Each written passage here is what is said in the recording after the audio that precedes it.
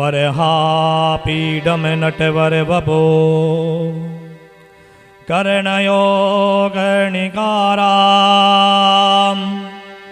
बिभ्रदवासा कनककपीसाम वैजयन्तीं जयमालां रन्दान वेणोरधरसुधिया पूरयन् गोपवृन्दै वृन्दावनं सपदरमणं प्रभासित गीत गीरति। इतना सुंदर हो जैसे उन्होंने श्लोक बोला, वरहा पीडम नट वर वपो। वरवा कहते हैं मोर पंख। वरहा पीडम, भगवान का कितना सुंदर भाव है। अपने मुकुट में क्या लगा रखा है? मोर का पंख लगा रखा है। वरहा पीडम नटवर वपु कर्णयो कर्णिकारम, वैजंती माला आदि मुकुट में मोर पंख लगा रखा है। वैजंती माला भी उन्होंने धारण की हुई है। इस प्रकार से जब उन्होंने ये बोला उनकी समाधि खुल गई। अचानक से समाधि खुली। मन में आया कि मेरे प्रभु का इतना सुंदर मंत्र किसने बोला। देखे और देखते देखते ही क्या हुआ, वहां से जो शिष्य थे वासुदेव व्यास जी महाराज जी के जो शिष्य वो पुनः आश्रम में चले गए, अपने गुरुवर के पास गए। आज देखिए व्यास जी ने पूछा कि आपने मंत्र बोला। उन्होंने कहा गुरुदेव जैसे आपने कहा था उसी प्रकार से हमने मंत्र बोला है। फिर क्या हुआ, कुछ पता चला उन्हें? नहीं नहीं महाराज, हमें ये लगा उस मंत्र के प्रभाव से हमने देखा सुखदेव महाराज जी जो समाधि में लीन थे ना, उनके नेत्र खुले और इधर उधर उन्होंने देखा। तब तक तो हम वापस लौट आए। अब देखिए गोविंद की मंत्र और हम भगवान का मन से भजन करें, मन से अगर नाम लेंगे तो हमारे मन के अंदर क्या होगा, पवित्रता आती है। अगर हमारा मन निर्मल है ना, पवित्र है ना, तो प्रत्येक वस्तु की प्राप्ति हमें हो जाती है। उनके फिर क्या करें? फिर वेद व्यास जी कहने लगे कि आप एक काम करिए, पुनः दोबारा जाइए, एक बार और जाइए और जाकर के एक मंत्र और एक श्लोक और जाकर के वहीं उसी स्थान पर जाकर के बोलिए।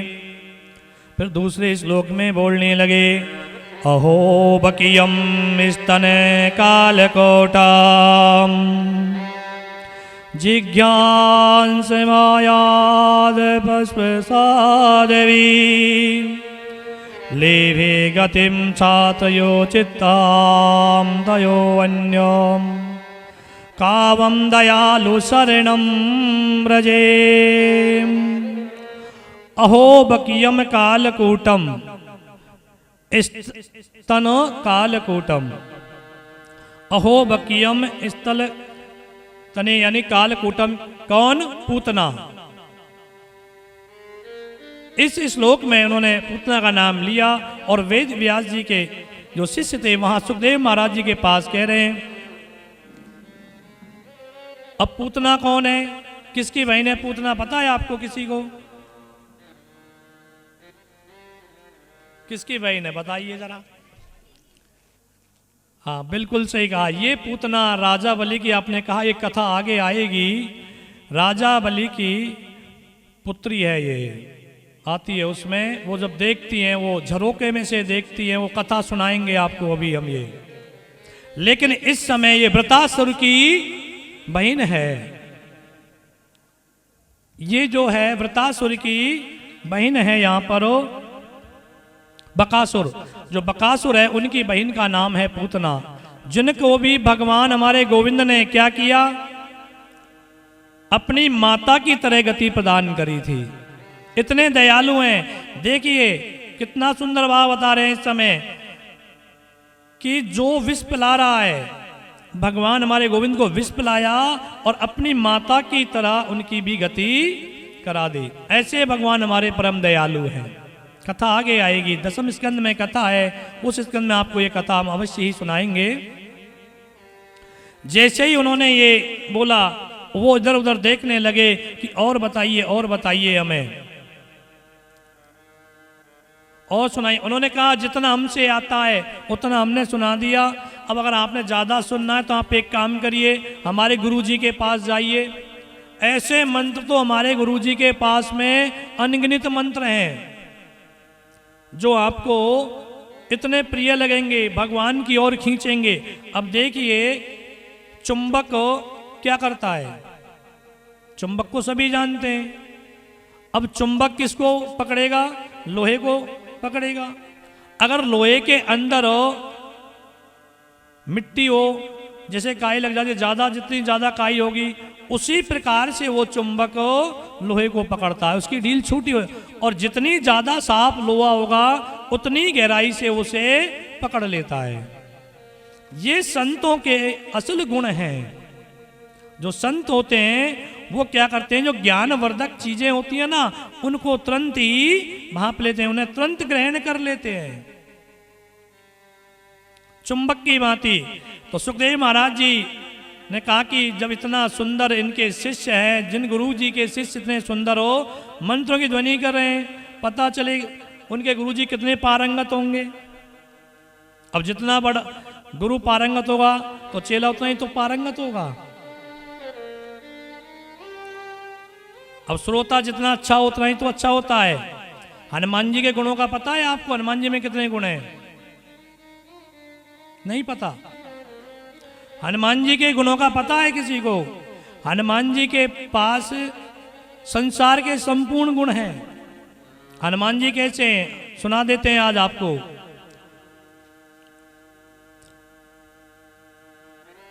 देखिए कितने कितने गुण भारी हैं। बुद्धिमतां वरिष्ठम, श्लोक है ये, अलग अलग आएगा, अलग अलगों में। बुद्धिमतां वरिष्ठम, बुद्धियों में सबसे आगे हैं हनुमान जी। बुद्धिमान जितने भी संसार के देवी देवता हुए उन सब में सबसे आगे हनुमान जी हैं बुद्धियों में। और पहलवानों में क्या है? अतुलित बलधामम। पहलवान कैसे हैं हनुमान जी? अतुलित बलधामम, इतना अतुलनीय बल है कि संसार में किसी में नहीं है, इतना बल के धनी है हनुमान जी। और जहां कथा होती है ना भगवान राम की, और वहां भक्तों में सबसे आगे आते और आकर के विराजमान हो जाते। अतुलित बलधामम। और बुद्धियों में श्रेष्ठ, बुद्धिमानों में सबसे श्रेष्ठ हैं। जो सबसे श्रेष्ठ बुद्धिमानों में होता है वो लगा लिए संसार का सबसे धनवान होता है। इतने हनुमान जी हैं। और पहलवानों में बड़े से बड़े असुरों का वध मिनटों में कर देते हैं। इतने पहलवानों में पहलवान है हनुमान जी महाराज। तो हनुमान जी के गुण हैं कितने? अष्ट सिद्ध नवनिधि के दाता, अस्वर दीन जानकी माता। हनुमान चालीसा पढ़ते हो आप सभी, लेकिन हनुमान चालीसा की एक भी चौपाई का अर्थ का पता नहीं है आपको कि हनुमान चालीसा की चौपाई क्या कह रही है। बिगर अर्थ समझे पढ़ना क्या होता है? अगर हम अर्थ समझेंगे तभी तो हमें पता चलेगा ना कि ये कार्य करें तो उससे हमें फल की प्राप्ति होती है। अगर किसी का कोई काम अटक जाए, काम ना बने, तो सुंदर कांड से पहले एक चौपाई आती है किष्किंधा कांड के अंदर। किष्किंधा कांड समापन की ओर आता है और सुंदर कांड प्रारंभ की ओर आता है। तो 3 चौपाइयां हैं। 3 चौपाइयों का रोज अगर आप भजन करोगे ना, स्मरण करोगे हनुमान जी का और राम जी का ध्यान करके, आपके सारे काम ऐसे बनते चले जाएंगे जो आपको पता ही नहीं चलेगा। लेकिन मन से करने चाहिए। किसी को पता है यहाँ पर विराजमान है? नहीं है तो बता देते हैं। पहली चौपाई है, पवन तने बल पवन समाना, बुद्धि विवेक विज्ञान निधाना। हनुमान जी की है। एक इससे पहली चौपाई है, कहे रीच पति सुन हनुमाना, काचु प्रसाद रयऊं बलवाना, पवन तने बल पवन समाना, बुद्धि विवेक विज्ञान निधाना। हनुमान जी गुण सुनिए आप। और कवन सो काज कठिन जग माही, जो नहीं होई तात तुम पाई। ये 3 चौपाइयां इतनी श्रेष्ठ हैं। वैसे तो रामायण संपूर्ण ही श्रेष्ठ है, एक एक चौपाई, एक एक अक्षर रामायण जी का परम श्रेष्ठ है। लेकिन यहां पर जामवंत जी हनुमान जी को बल की याद दिला रहे हैं। किस समय जब माता जानकी को दुष्ट रावण लेके गया था, तो पाताल जो समुद्र था उसको लांघने के लिए, तो उन्होंने ये बताया था कि इसलिए हनुमान जी के सामने बैठ करके भगवान का स्मरण करके 3 चौपाइयों का अगर आप रोज नित्य 5 मिनट भी पाठ करेंगे ना, तो आपके जीवन में कभी भी कोई भी मुसीबत नहीं आएगी। चाहे कोई हारी हो या बीमारी हो या कोई भी कार्य अगर आपका अटक रहा है, तो वो कार्य भी तुरंत पूर्ण हो जाएगा। लेकिन कब होगा?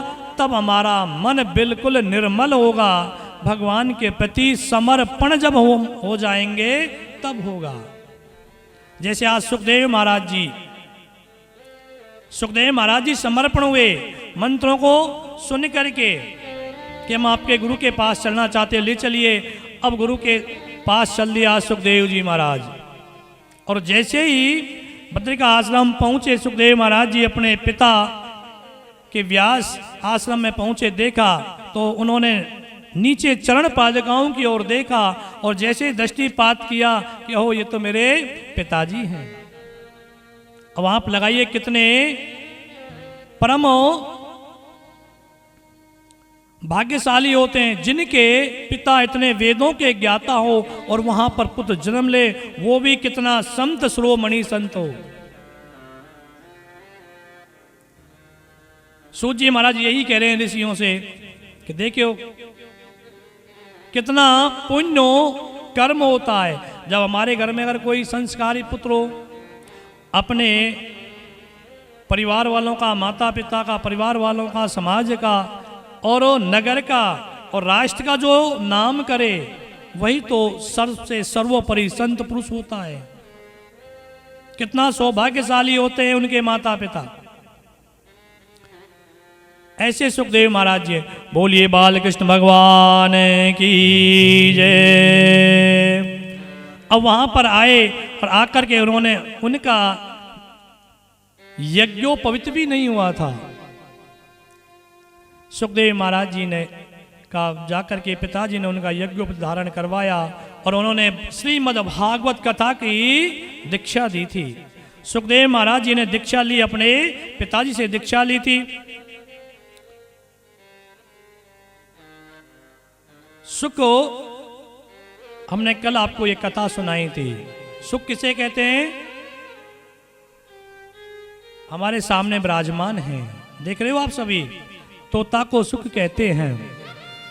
कल ये भी हमने बताया था, सुख उसी में चोंच मारता है फल के अंदर जो बड़ा मीठा होता है। वेद व्यास जी ने अपने पुत्र को ये कथा सुनाई और वही सुखदेव महाराज जी इस कथा को आगे सुना रहे हैं। बोलिए सुखदेव भगवान की जय। इस प्रकार से कथा कहते हुए सूत जी महाराज कह रहे हैं ऋषियों से, महाराज परीक्षित का चरित्र अब हमें सुनाइए कि सुखदेव महाराज जी ने महाराज परीक्षित को ये कथा कब और कहां सुनाई थी। यदा मृते कौरवांश जंगा वीरस्ततो वीरगतिं गतेषु ब्रकोदरावेद्यगदाभिर्नरुण्डे धृतराष्ट्रपुत्रे। अंतिम युद्ध महाभारत का चल रहा था। उस समय लगभग पांडवों ने कौरवों को परास्त कर दिया था। सारे कौरव वीर गति को प्राप्त हो गए थे। कौरव और पांडव, कौरव और ये कितने भाई थे? 100 थे ना, या कम थे? 100 थे। और पांडव और ये कितने भाई थे? पक्का 5 थे।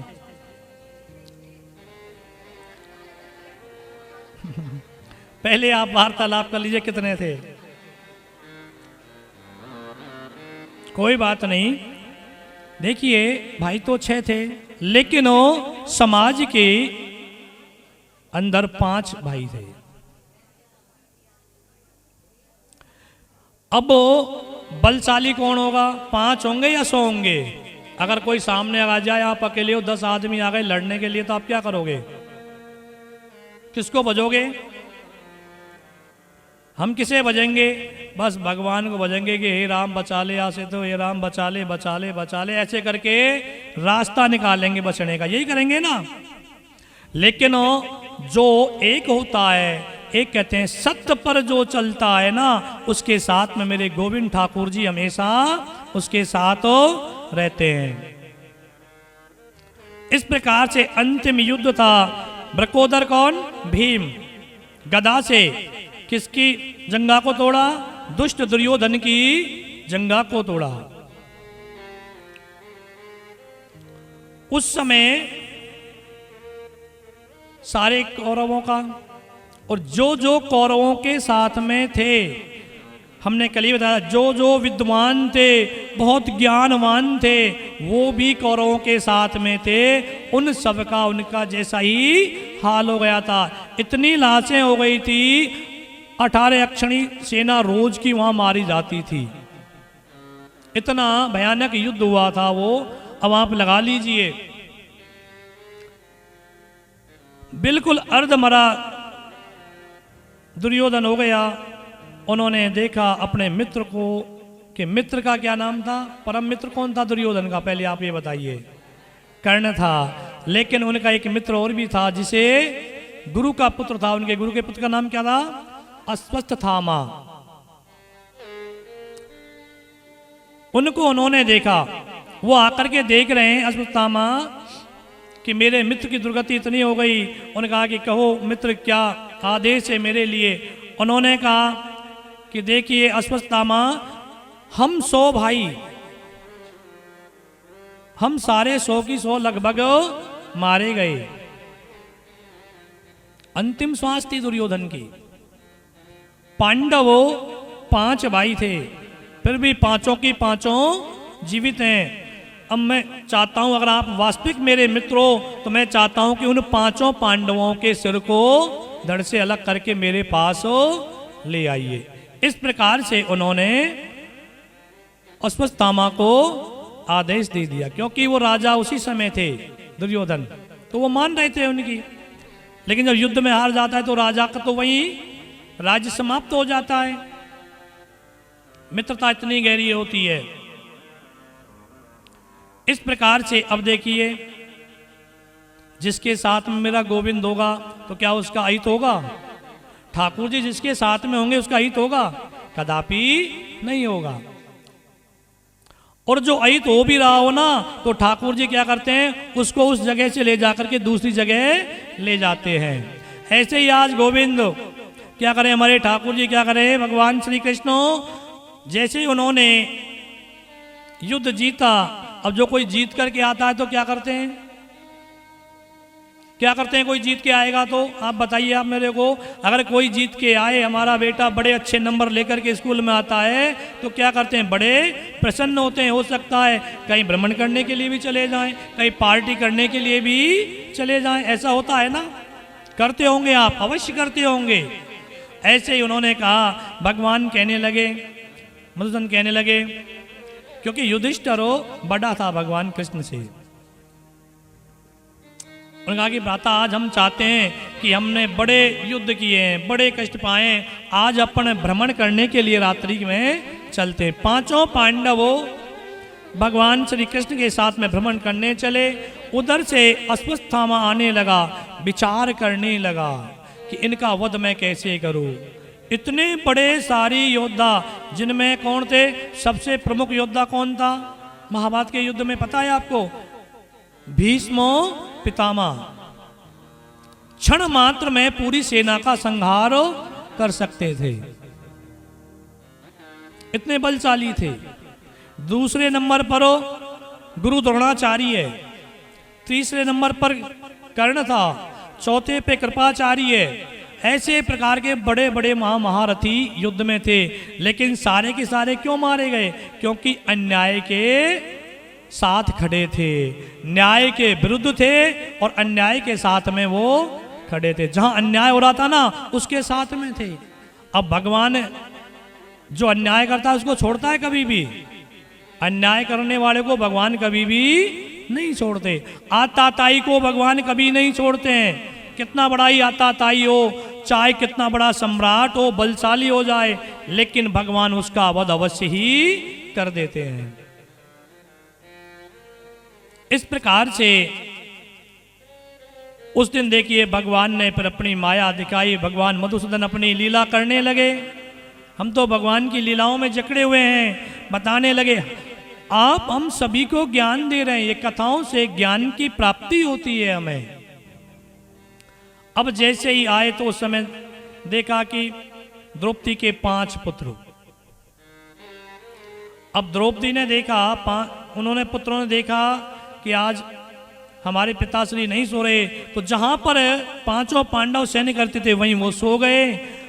अश्वत्थामा ने सोचा उनका वध कैसे करें। उन्होंने एक दृश्य देखा आते समय। अब ये भी देखिए भगवान की कृपा थी, उनके ऊपर भी दृश्य दिखाई दिया। कैसे वध किया उन्होंने? कौवों का झुंड, रात्रि का समय, कम से कम सैकड़ों कौवे एक वृक्ष के ऊपर उन्होंने देखे और उन कौवों में केवल एक ही उल्लू था। अब उल्लू सोचने लगा अगर मैं ऐसे वध करूंगा तो ये क्या करेंगे, मेरे जीतना बड़ा मुश्किल हो जाएगा। तो क्या करें? उल्लू को कब दिखता है? दिन में दिखता है या रात को दिखता है? रात को दिखता है ना। अश्वत्थामा शिक्षा ग्रहण कर रहे हैं उस उल्लू से कि अगर मैं वध करूंगा, एक साथ लड़ूंगा तो सारे मेरे ऊपर टूट पड़ेंगे, तो मेरा हारना निश्चित है। तो देखा कि रात्रि में उस उल्लू ने उनके ऊपर आक्रमण किया, सारे कौवों का वध किया। वही प्रक्रिया अश्वत्थामा ने अपनाई और जाकर के उन्होंने देखा कि 5 पांडव रात्रि में सो रहे हैं और अपनी तलवार से 5 के सर काटे और उसमें भर लिया और लेकर ला करके दुर्योधन के सामने डाल दिया। बोलिए बाल कृष्ण भगवान की जय।